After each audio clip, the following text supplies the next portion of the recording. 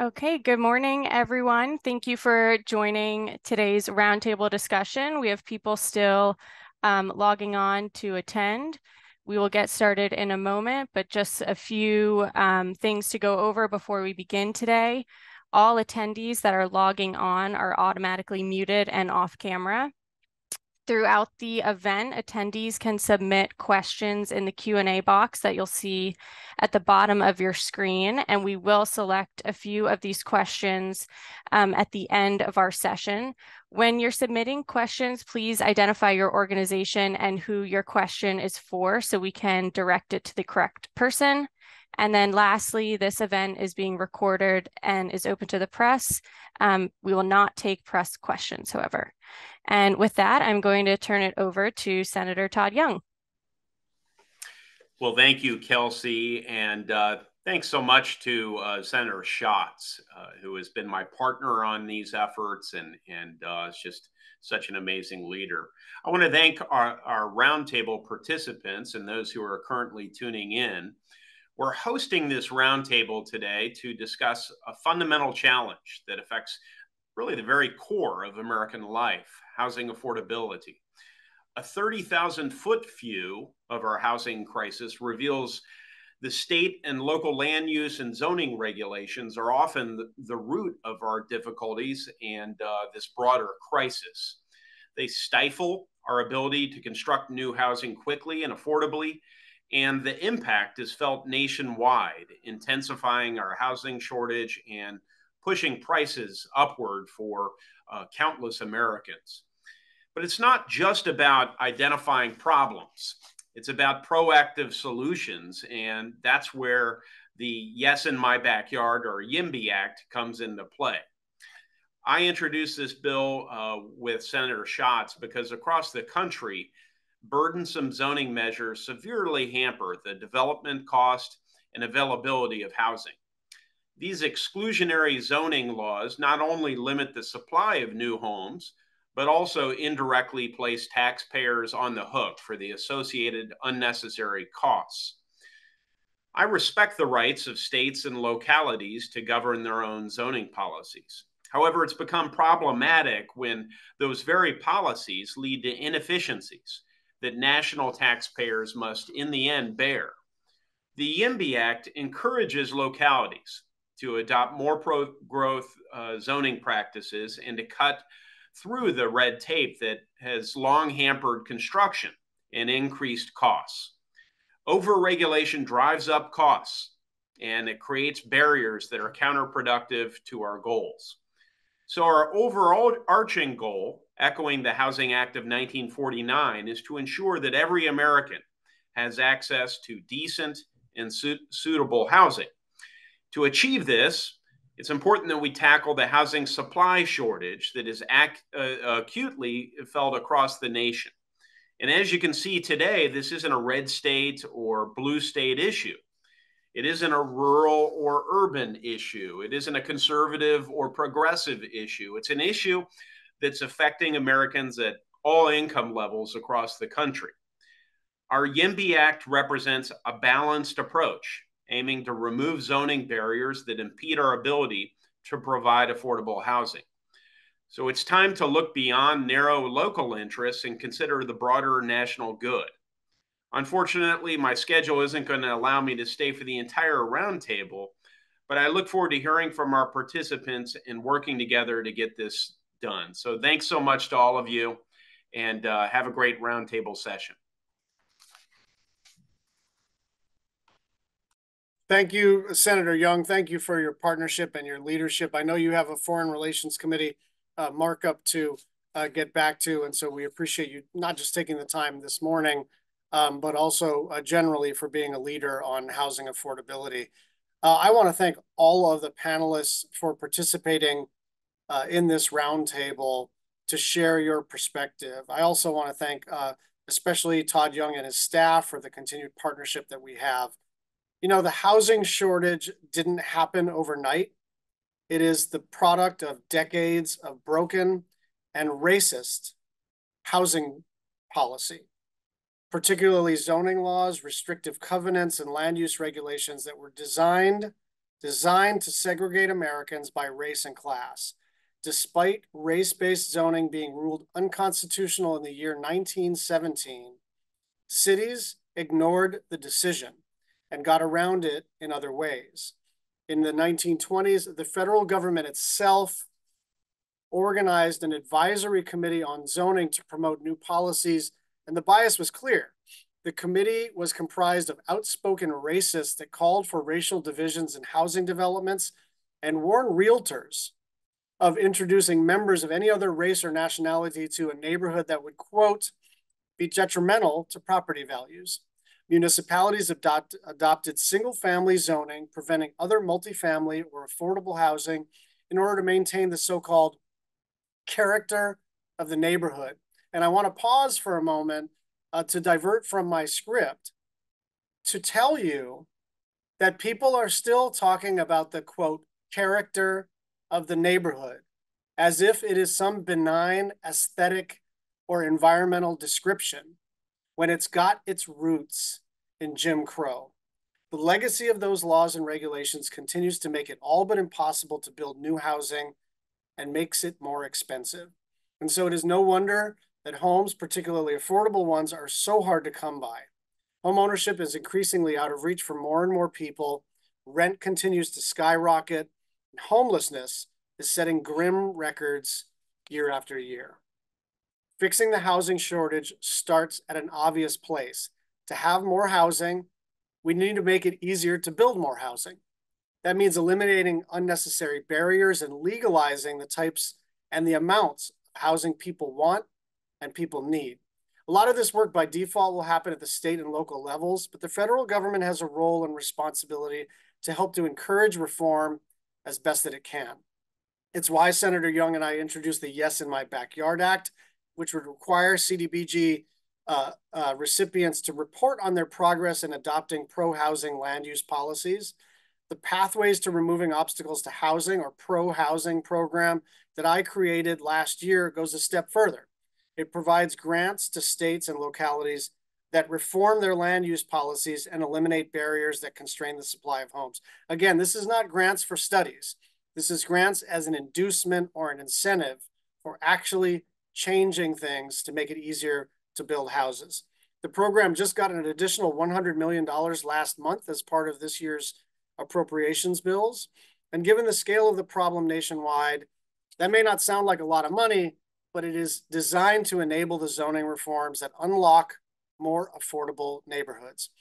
And frankly, we can't fund our way out of this crisis. As the chair of the Appropriations Subcommittee on Housing, I can tell you that no amount of public funding is going to fix bad housing policy. People often say they're pro-housing, but they're really not.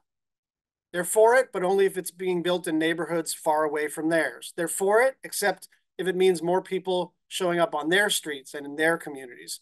If we're going to be serious for housing, if we're going to be serious about addressing this issue, then we need to be for it in every single way.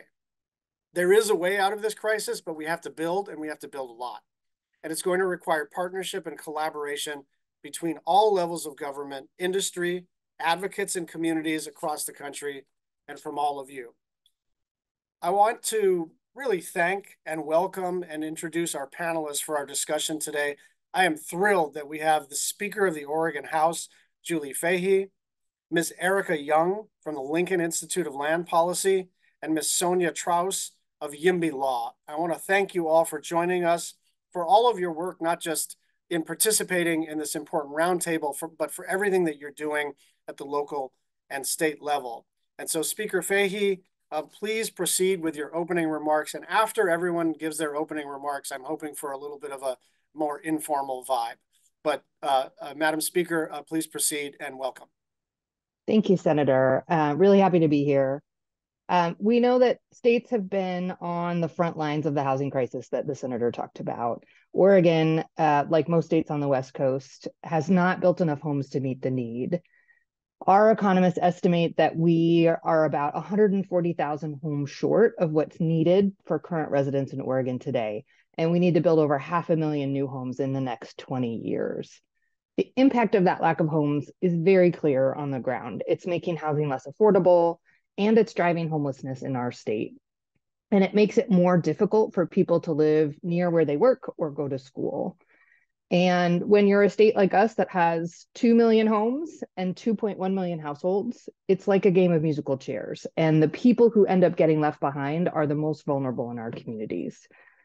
So in recent years, the total number of homes built in Oregon has averaged about 20,000 a year, which means we need to roughly double the amount of homes we are building and triple the amount of homes we are building that are affordable to low-income Oregonians. That is a really big challenge, and it's going to take public subsidies of the development of low-income housing, and it's going to take the private market building more housing units. Completely agree with Senator Schatz. It is not, we cannot fund our way out of this. The private market has to have a role as well. So since 2017, the legislature in Oregon has worked steadily to pass a series of reforms and knock down barriers to building more housing. We have done a handful of very significant things and dozens and dozens and dozens of more smaller things to help increase the supply of housing in our state. In 2017, we passed statewide accessory dwelling unit reform. So cities have to allow at least one ADU for every single family dwelling. And that was a very meaningful first step for us. But it was only a first step. In 2019, Oregon successfully became the first state in the country to reform single-family zoning statewide by legalizing middle housing, things like duplexes, triplexes, fourplexes, townhomes, and cottage clusters. And then in 2021, we passed a follow-up bill that will allow for lot splitting for middle housing, which allows units to be sold or owned individually. That zoning bill gets a lot of attention, and rightfully so. It was very challenging to get done. We passed it in the face of a substantial amount of opposition, particularly from our cities. But now, almost 5 years later, I think it almost seems like accepted wisdom here. It made no sense that on the vast majority of land zoned for residential use in our state, the only thing it was legal to build was a single family home. So zoning reform has been help diversify the types of housing that we have, particularly more affordable housing types, and it's helping us to achieve denser, more environmentally friendly development. We have some of the most valuable farm and forest land in the country in Oregon, and we care very deeply about protecting that. So denser development is a really important piece of that. But I will say that zoning reform alone isn't going to solve any state's housing crisis. It can and should be a part of the solution, but the reality is that there is no single magic bullet thing that we can do to solve this problem. And there's certainly nothing that will solve it overnight. As the senator said, this crisis has been years in the making. It's going to take time for us to fix it. And it's going to take a massive effort of 100 or more different policy solutions to get it done.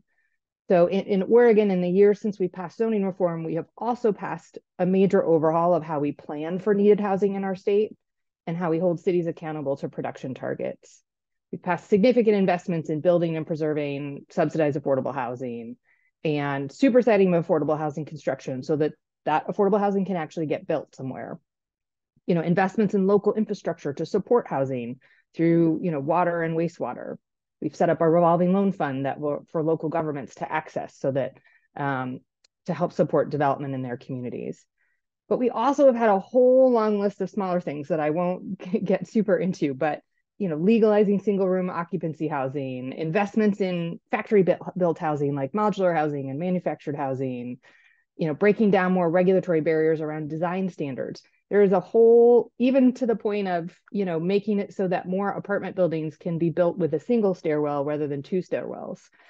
Each of those things together is going to solve, a small fraction of a % of the problem, but collectively they are helping us move the needle in Oregon, piece by piece and policy by policy.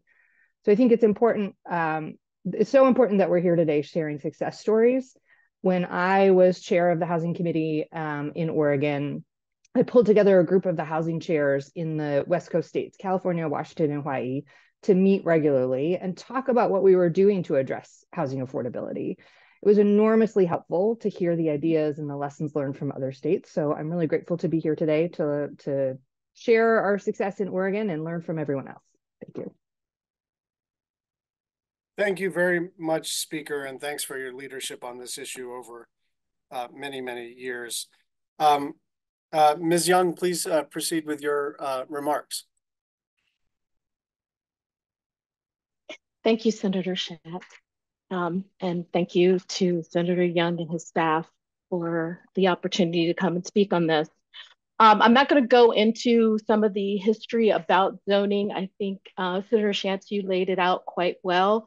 But one thing that I would like to address is how, for instance, U.S. homeownership rates, something that's been a long part of the American dream, has declined. We used to be very proud of the fact that we had one of the highest homeownership rates in the US. And now we're kind of below a number of countries. In the EU, the average, for instance, is 70%, 89% in Singapore. The US is just at 65%, lower than other countries that have housing crisis. We're actually still lower. And it's the land zoning issue, but also it involves financing and workforce. We have a challenge that many of our tradesmen are over the age of 55. And then the other issue is that the building codes are out of date. They're not evidence-based. So it was really heartening to hear about from Delegate Kelsey, Senator Kelsey, that they're working in Oregon, their work to reform the building code and allow a greater number of structures. At Lincoln, I represent the Underserved Mortgage Market Coalition, which is trying to address the financing part of homeownership and affordable housing preservation by collaborating with Fannie Mae and Freddie Mac on their statutory obligations to ensure that there's financing for instance, rural markets, manufactured housing markets, which are actually excluded from regular real estate property financing, regular mortgages. They're financed like cars. And often come with higher rates and less consumer protections. We also work on the financing to preserve existing affordable housing, because it's not just enough to build new housing.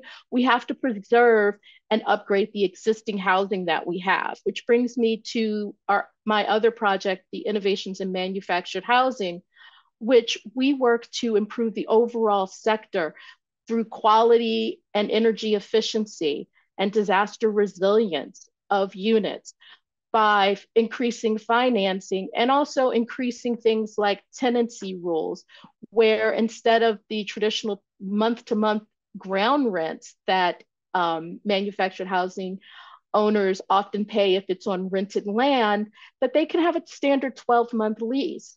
That's key to being able to stay in their home, that there's advance notice and right to match third-party offers and to purchase the land so that they can create robust cooperative housing units that often have better infrastructure and appreciate at a higher value than other equivalent privately owned manufactured housing. And why is this important? Over 22 million Americans live in manufactured housing, and they form the largest amount of unsubsidized low-income housing, but we're losing that housing. Many of these you think of as being in rural areas, they're not. As individual units, they may be on private land, but the manufactured housing parks actually are located in what were rural areas 70 years ago, but now often are deep in cities, very close to downtowns or in very high income suburbs. So they're subject to a lot of pressure to be maintained. They also have a very high rate of having been built before 1976, when HUD introduced the manufactured housing standards. That's the key difference for your audience from modular housing when we talk about fabricated homes or prefab or factory built. Manufactured housing is one of the only forms of housing that's subject to a federal standard. Any other housing, including modular, is subject to state and local building codes. That is a key difference between these two forms of houses. And we are so grateful that that Congress passed the Price Act, which provided a great deal, $225 million over 5 years of grant money to states, localities, nonprofit affordable housing organizations, and tribal governments to either replace the old aging units, which are approximately about 5% of the existing housing stock, built before 1976. And also allows manufactured housing parks to have upgrades that would improve their infrastructure, clean water, clean air, and upgraded electricity and drainage. These are all key things that need to be addressed in the manufactured housing community. And we're really, really grateful that the Price Act has done this. And we hope that there's continued support for the millions of Americans who live in manufactured housing. And then my final note is that in terms of zoning, it's not just enough to address single family. There are special carve-outs in most areas that ban manufactured housing outright.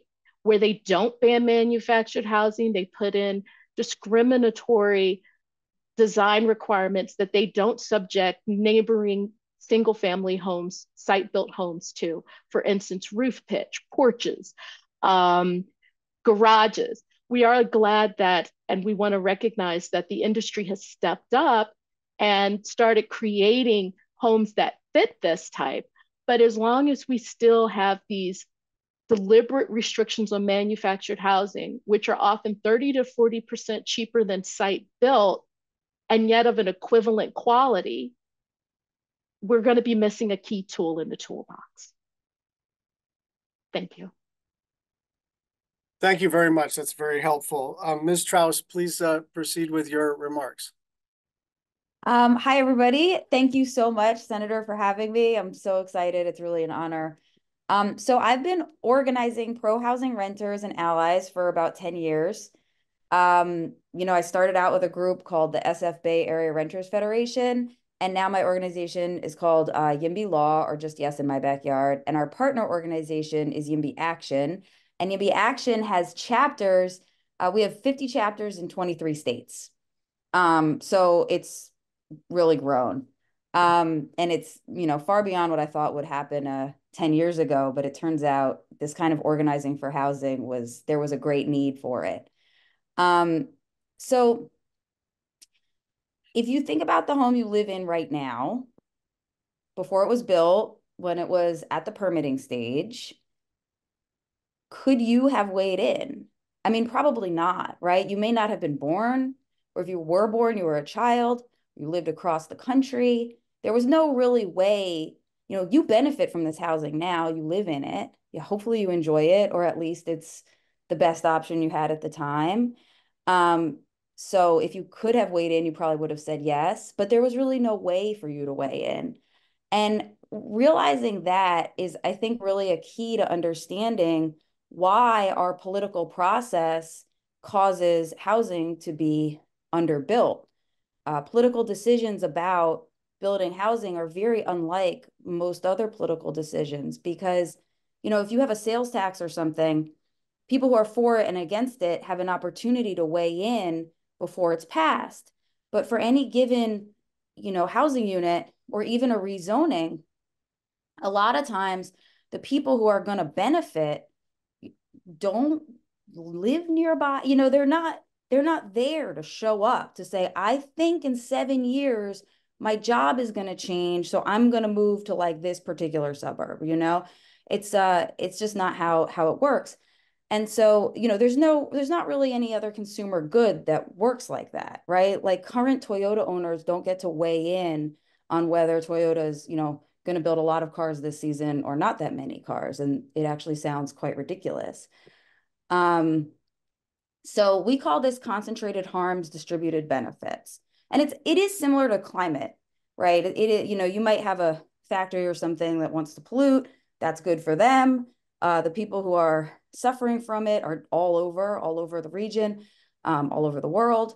And so these kinds of phenomena, decision-making processes are really prime for higher level government intervention. And that's why even though for a long time, we've all been sort of considering, housing decisions to be something that's like the most appropriate at the neighborhood level or maybe the city level, because the decisions made in any given neighborhood affect the neighborhoods around it, or in any city affect the cities around it, or honestly the whole state, right? I mean, California is exporting people to, Texas, Nevada.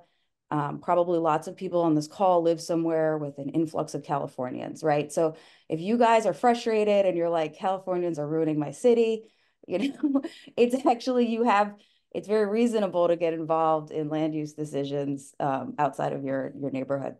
More commonly, though, we see it more in a metro area. So yeah, this is why this issue is great for higher level government intervention. For the sort of similar reason that the federal government gets involved with interstate commerce.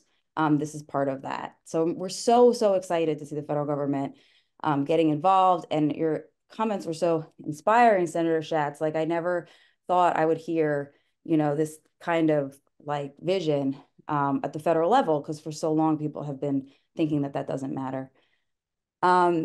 So yeah, I mean, I started getting involved very locally. The thing that YIMBY offers that didn't exist before was explaining to people how exactly they should be contacting their elected officials, when and where housing decisions are being made. I was living in West Oakland, and there were so many people coming from San Francisco because they couldn't afford housing. And so I started organizing people to go to San Francisco and tell them, you have to build housing now. I didn't know it was going to go anywhere, but I encourage people to try to do things, even if they're not sure if they're going to work, because what I figured was not doing anything was definitely not going to work. So, sorry guys, I set a timer and that's up. I look forward to answering questions and talking more about how our political organizing is getting housing built. Thank you very much. I appreciate all three of you. And I'm going to just give a couple of comments, and then I'm going to ask the speaker a couple of questions, and then hopefully you guys can respond to each other and all the rest of it. Because otherwise it's too much work for me to try to run this. And I do want to have a dialogue. Look, my theory of change here, I think is probably just worth spending a minute on. From my perch as the chairman of the T-HUD committee, I can do some things. But a lot of this has to reside at legislatures and county councils and city councils. And my own judgment is that this will not change until and unless the politics changes. And so to the extent that I'm useful, it's in precipitating and incentivizing local units of government to sort of rethink what they're doing, and to think in terms of abundance, and to think in terms of if the American dream includes a home, it does not include preventing someone else from having one. And so that's my role. I want to continue to play that role. I want you to ask me for help wherever I can. But I really do think that all of you are really more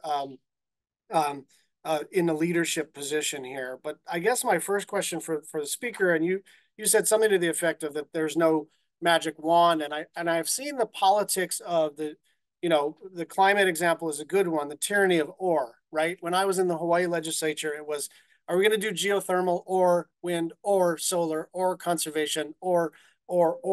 And the truth is that you can talk yourself out of doing anything because it's not enough.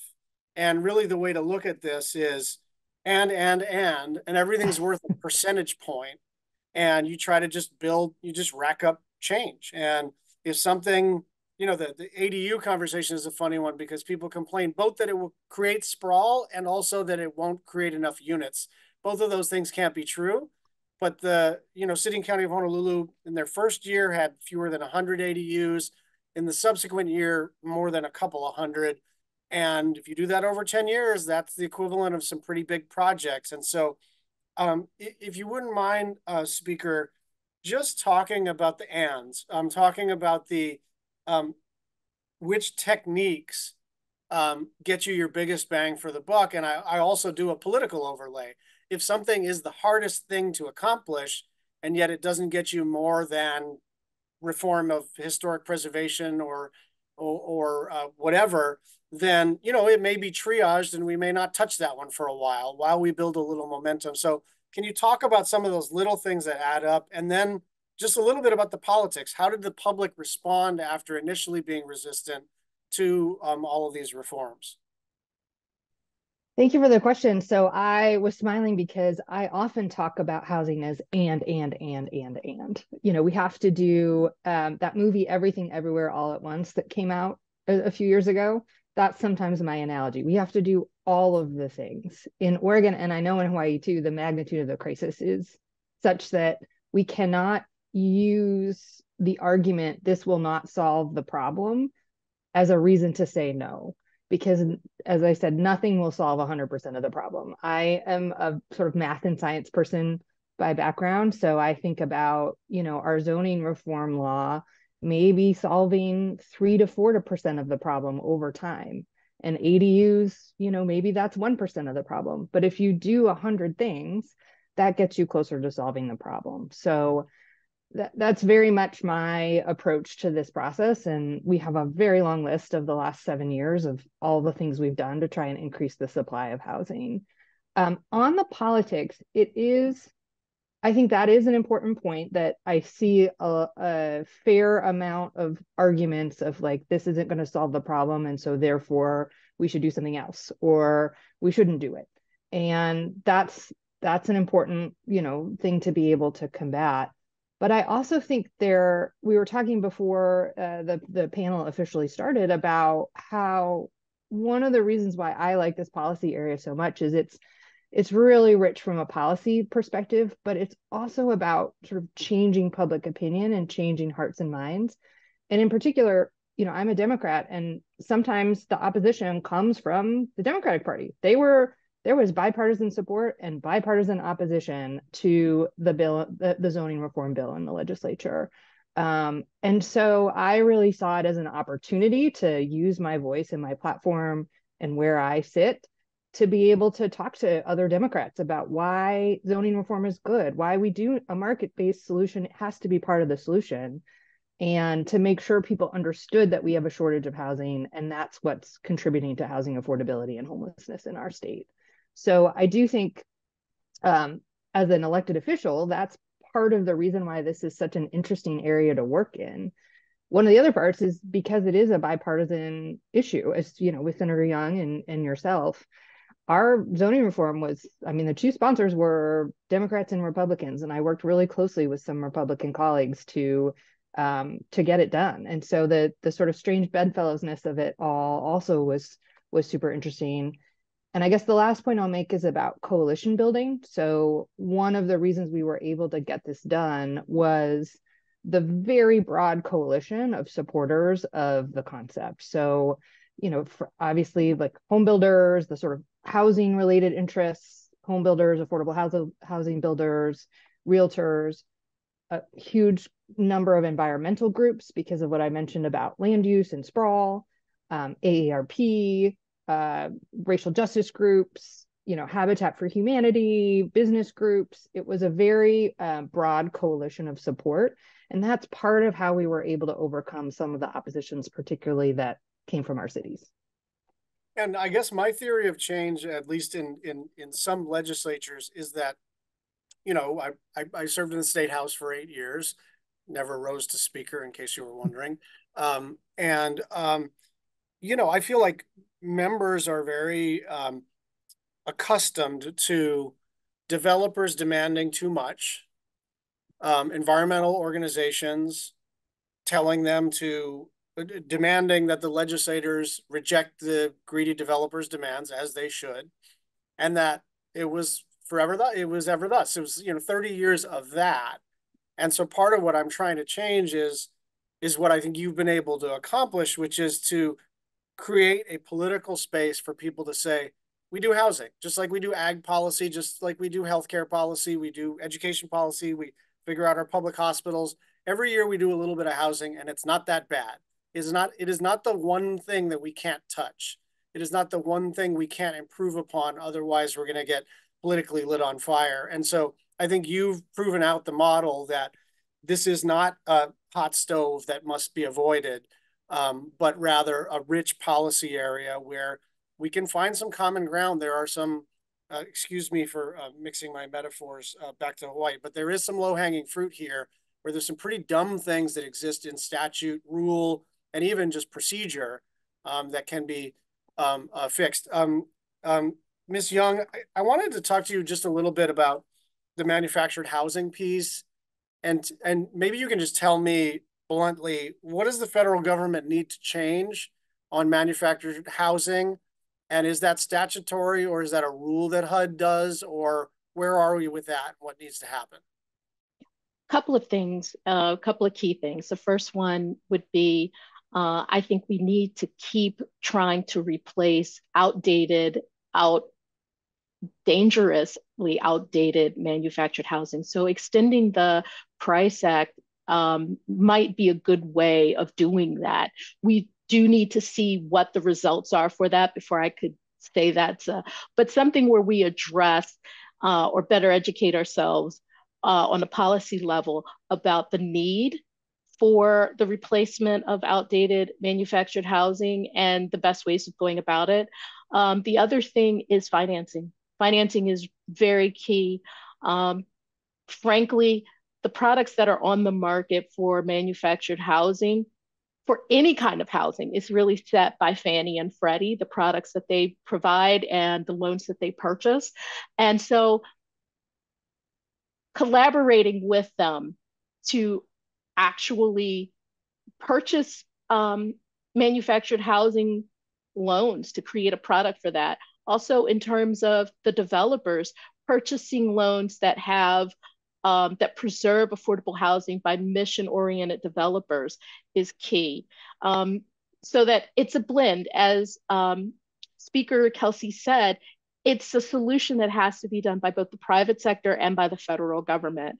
And then the final would be, there's been discussion for a long time on environmental standards for manufactured housing, that energy efficiency standards, and it's kind of held up. And if we could see that pushed a bit to push those regulations out there,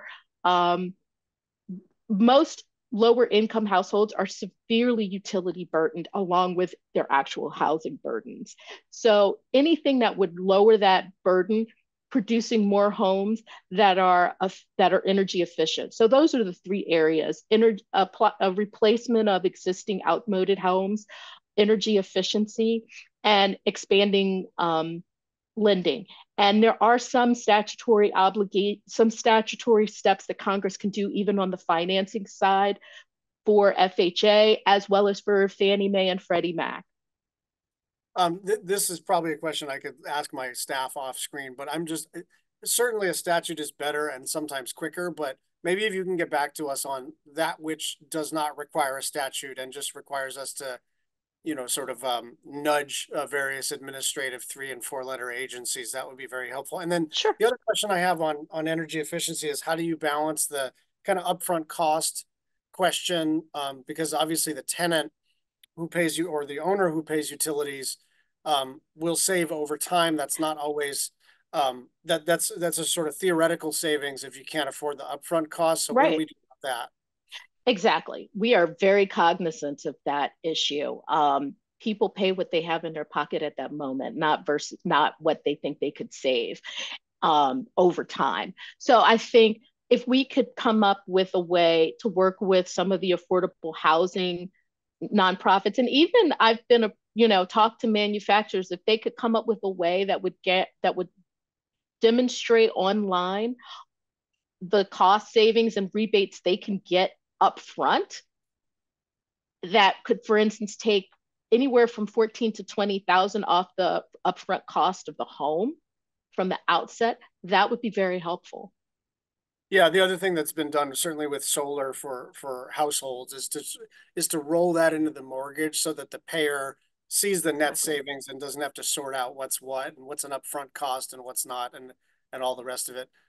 Ms. Trouse, talk to me about the grassroots movement? How do you, I mean, I know a little bit about you and how you got your start here. But I'm interested in how you see the kind of left-right coalition being, in my judgment, kind of scrambled, right? Because I think I'm for this because I'm progressive, right? I'm for this because I think that everybody deserves the dignity of having a home, whether they're renting or owning. They deserve that dignity, and that it's good economic policy to allow the people who work in a city to live in that city or at least adjacent to it. But Todd Young's for it, presumably for some of those reasons, but also because he's more attracted to the private property rights argument, which is, hey man, it's your land. You get to do what you want within reason. If you're not bumping up against your neighbor in some offensive or unsafe way, it's your property and you own it. And within reason, you get to do what you wish. As long as you're not setting up a factory in a suburb, if you want a duplex, like there's nothing offensive about that, except unless you find more people offensive.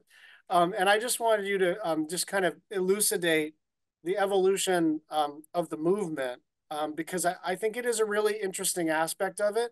And, cards on the table, I view, again, the way we're going to change this is that we're going to have to make an explicit argument both to conservatives, why wouldn't you like private property rights? And to progressives, why are we creating a shortage of a thing that we all say we want? But I think we have to kind of make those arguments pretty directly and unapologetically. And I'm wondering if you can help me to do so. Sure. I guess before I start, I mean, the best argument for something for most people is them realizing that their community supports it, right? So that's why what we have been doing, I mean, what we started out doing and what we still are doing, and really the core of most organizing is finding people who are pro-housing, right? Finding people who actually aren't that concerned about traffic, who want more apartment buildings, and making sure that they know how to make themselves visible and how important it is. Because it is, if 5% of people or 15% of people agree with you, they each might think that they're the only one. I mean, when we started, there were so many people who were like, God, all my friends are like, well, if we build housing, it'll ruin the neighborhood, either, because it'll cause gentrification. If you're in a lower income neighborhood, or if you're in a high income neighborhood, the idea is it'll, cause integration, and that's bad too, right? So no matter where you are, they felt like everyone just disagreed with them. And when they found out that they weren't the only one, then they were more encouraged to like speak up at, a family dinner or a party or something and be like, actually, I had this other idea. And then when they say that, there's somebody else that's like, I agree with that, right? And then suddenly the whole thing is totally different. We're not just in a situation where obviously everyone agrees and, the received wisdom is this is so bad and everyone who likes it is stupid and we don't know anyone who likes it, right? All of a sudden it's like a site for politics, and we've actually sort of already touched on that. You were mentioning like you want to create a space for people to be like, housing is this thing, right? It's something we have to keep working on. So although, talking points are great, of course, that's part of our business, and studies are helpful. Really the most important thing is, visibility, organizing, showing up at community meetings, showing up at city councils. I was so amazed when we first started how effective it was, even if there's just 2 or 3 people at a local land use decision, maybe there's 8 people against the housing, 3 people for it, but just having a couple people saying yes gives the local elected the ability to say, we've heard from both sides. There are people in the community who have a wide variety of opinions, and then they have room to be like, based on studies and the planning department and expert opinion, I'm going to go with the housing. And they won't feel like they're being accused of doing something that literally no one wants. So that's that most convincing thing. And as for the bipartisanship, this housing is a naturally bipartisan issue, and there is some anxiety. People are afraid it's going to become partisan. I think that is impossible. And I've really been trying to look around. Maybe other people have examples. I cannot think of another issue that is as bipartisan as housing. Part of it is that the opposition is bipartisan. And the opposition is bipartisan because the opposition is actually very core to our experience. Like every human, no matter what your political affiliation is, we all have a status quo bias. We all are like, things are fine, I think, just the way they are. Like, you're proposing a change, I don't know. And so that's like constantly emerging in every single type of community. And so the opposite, also we have to make sure that people are visible, but the opposite can also emerge of understanding that like sometimes change is necessary. The other thing is, maybe imperfectly, but every political party is trying to promise their members that they're going to make their lives better. And, part of making your life better is having housing, having better housing, having access to opportunity and access to, good public services. Those are bipartisan efforts, and we achieve them different ways, but that's really the goal of the housing movement. And so that's why I think it's always going to be bipartisan. Thank you very much for that. We have 11 minutes left. I'm going to kick it over to my very capable staffer, Kelsey, who's going to facilitate the last portion. She's going to select from among the questions that have been put in the chat, and then we'll just jump ball it between the three speakers who wants to grab it. Great. So we have a question from Meredith. Are there any interesting innovations that allow the excluded populations and progressive partners at a local level to directly participate, or examples any of you could share where there has been progress in neutralizing the exclusionary effort of neighborhood associations? I would love to jump in. I think the conversation about theory of change is really interesting and important here, because at the state legislative level, I can work to get policies passed at the state level, but we also need to be working to change the minds of local elected leaders and the public. So one thing, maybe one of the coolest forums I have ever participated in, was after we passed the statewide zoning reform, cities had to implement. And they could go above and beyond the requirements in the statewide law. And so my city, which has historically been pretty resistant to change, they were very opposed to the zoning reform bill. They did a democracy reform effort, which is they recruited a random sample of residents of the city, perfectly distributed in terms of race, age, gender, all of that. They paid them for their time. And then over the course of a few months, they had these evening sessions where the folks learned about zoning reform. They heard from the supporters and the opposition. And I got a chance to present to them, and they asked amazing questions. And then they made recommendations to our planning commission. And the recommendations that came out of that representative panel of residents of our city were like some of the strongest zoning reforms that we saw around the state. That sort of political cover of that group helped our planning commission and ultimately our city council pass a very strong code. And and it was just such an amazing example of representative democracy and participation, that and a demonstration of the fact that the people who show up to those planning meetings that we were talking about are often not representative of the residents of the city.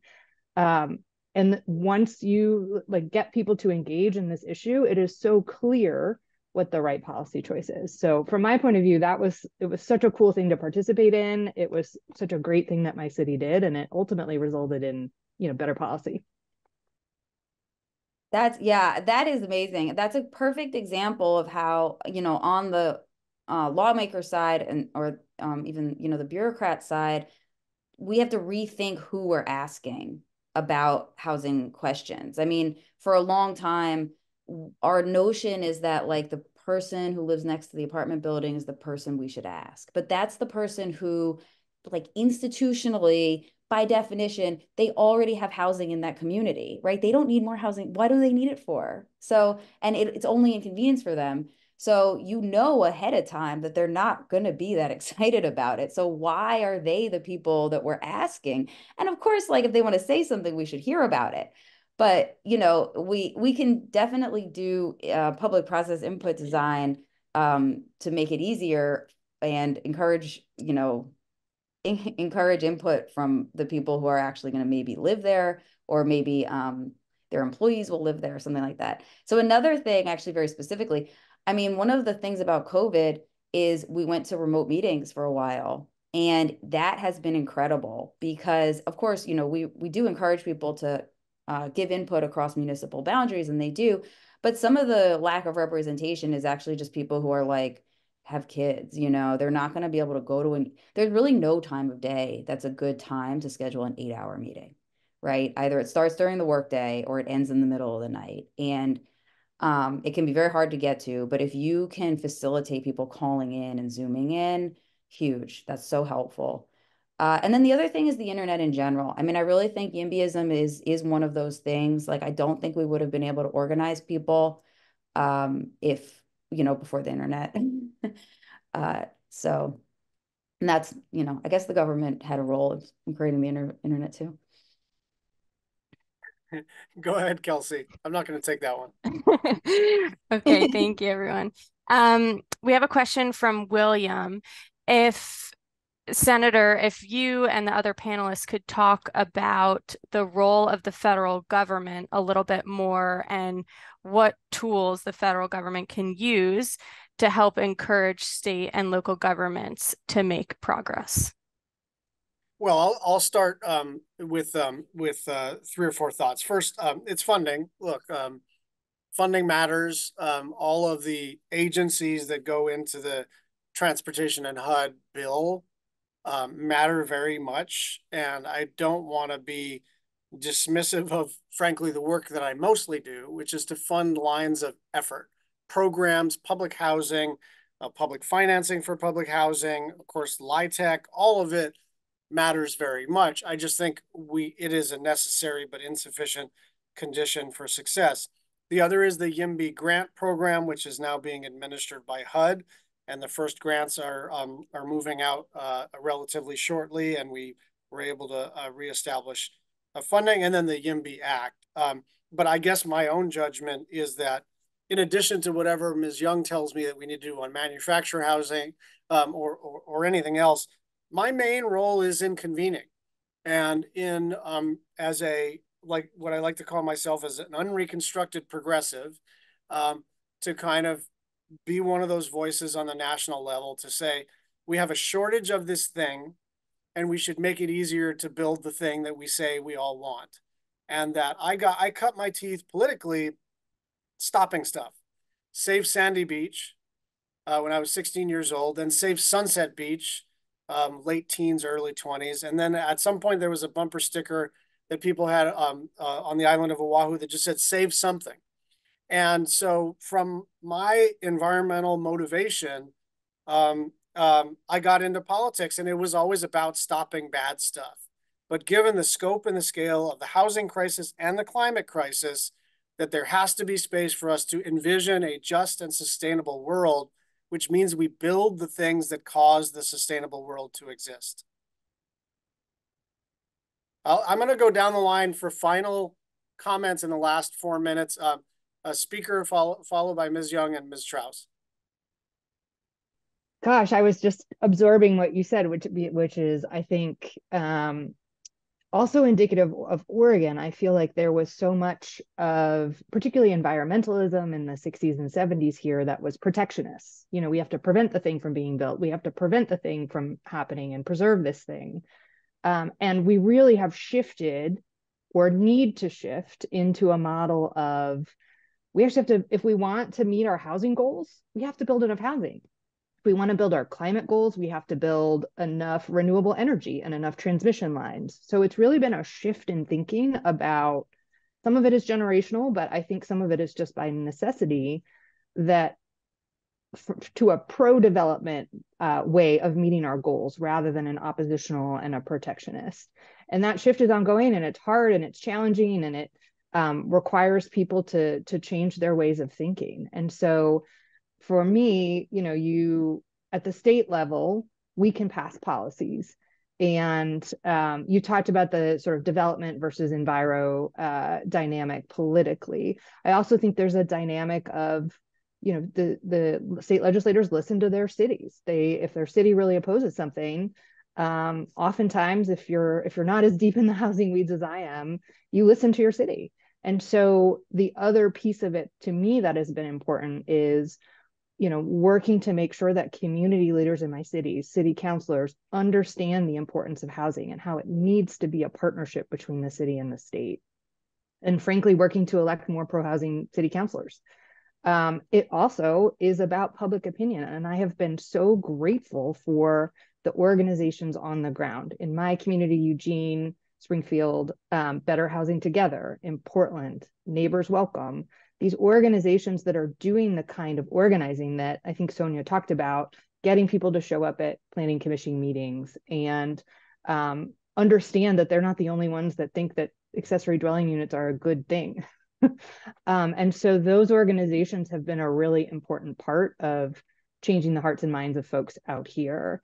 And then finally, I'll just, agree with Senator Schatz. I see part of my role as being, the sort of having a platform and using that platform to try and send the message.